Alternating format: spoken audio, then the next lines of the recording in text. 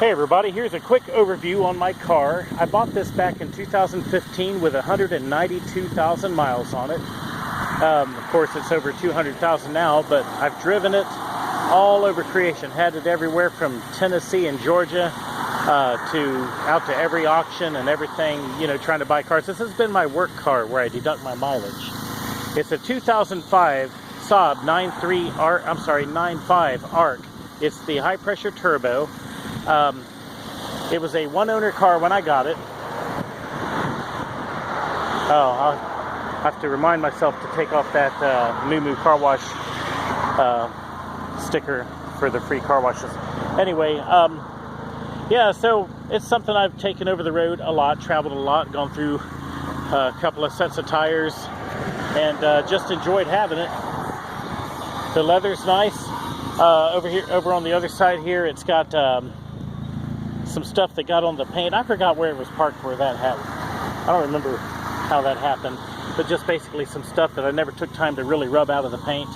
And the little plastic cap came off the top there. That is for something to do with the stereo or GPS or something. And I guess I was doing over 100 miles an hour when that happened, because I remember when it happened my ears popped. So I actually put some black tape on it just so you don't get like that whistling that makes your ears pop. I habitually have run this car at pretty high speeds.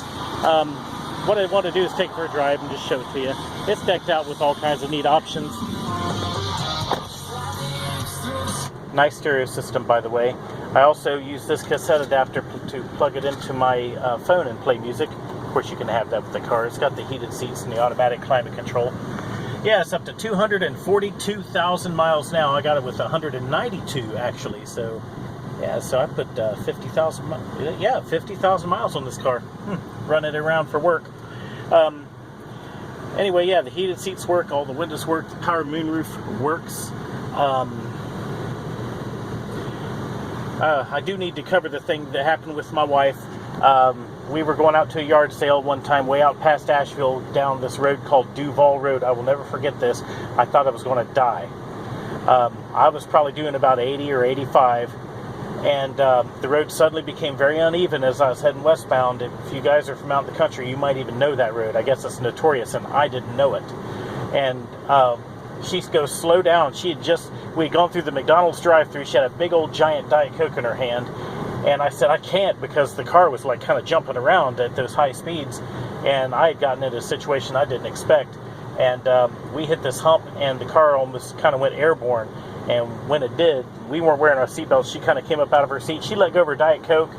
And when we landed, that Diet Coke came down and went all down in there inside the gear shifter. And it got the computer wet. Not the computer. What's it called? It's a control module for the fly-by-wire throttle. And I couldn't hardly, all the lights came on the dash, and I couldn't hardly give the thing any gas. This was like a year and a half, almost 2 years ago. And over time it dried out. But if you punch it on the accelerator, what it has is, it's like a little throttle body that twists like that, and it's hooked to a sensor. It connects to the gas pedal, and it's hooked to a sensor, and when the throttle does like that, it sends a signal to tell the engine when to accelerate, because it's all electronic. Well, so you got dried Diet Coke on everything inside there, and it dried out pretty good over a little bit of time. And but if you punch it, it makes the car want to start acting funny, because that little armature will get stuck and doesn't want to pop back properly, which screws up the settings, and it throws a check engine light. So I literally have been driving it for a year and a half with this thing in here. And I'll just plug it in up under the dash there.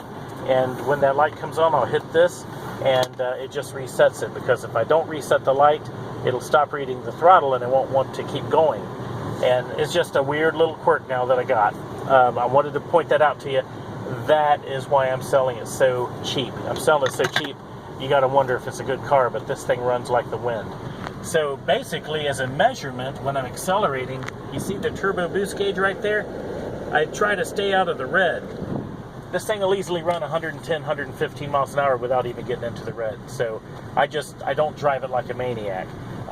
But that's kind of what I do, is I watch the turbo gauge, and I don't really punch. I got used to it now. I don't even have to watch it. But if you stay out of the red, or at least don't go in the red very far, on the turbo pressure gauge, then you don't have any problem. And every now and then you still get the check engine light pop up sometimes, and you just hit the button and it clears it and you're good again. But I know that sounds like really weird, but who spills an entire giant Diet Coke all the way down inside the gear shifter where the throttle control is? My wife does, but of course she makes me admit it was my fault. So I'm going to take it down the road and let your seat go. I'm going to show you what it does. That way when you come out you can just drive it. Literally $1,250. You can't touch a car like this for anything like that. But you know, I've been driving the heck out of my Honda, and I got a newer Honda, and it's just kind of like becoming my work car now. And there's no need for this to keep sitting. And I've been kicking it around and thinking about giving it to my son, and I was like, you know what? I'm just going to drive it. His insurance is so high anyway, he probably couldn't afford the insurance on this car. So, yeah, here we go. Coming up on that road up there on the right, that'll be a good place to do it. Oh, shoot. These guys are turning right, too. Well, I'll give them a little bit of room before I apply the accelerator. Also, you have this night panel button, which I wish they put on other cars. When you hit that button, it blacks out of the entire dash except for the speedometer at night. It makes it really easy to drive through the dark country roads and stuff and have your night vision good because the entire car is blacked out when the night panel is on. I love that. I love that. Saab is the only car that does that. Okay, anyway, let me turn this AC down a little bit so you can hear my voice better. We're going to take off a little bit.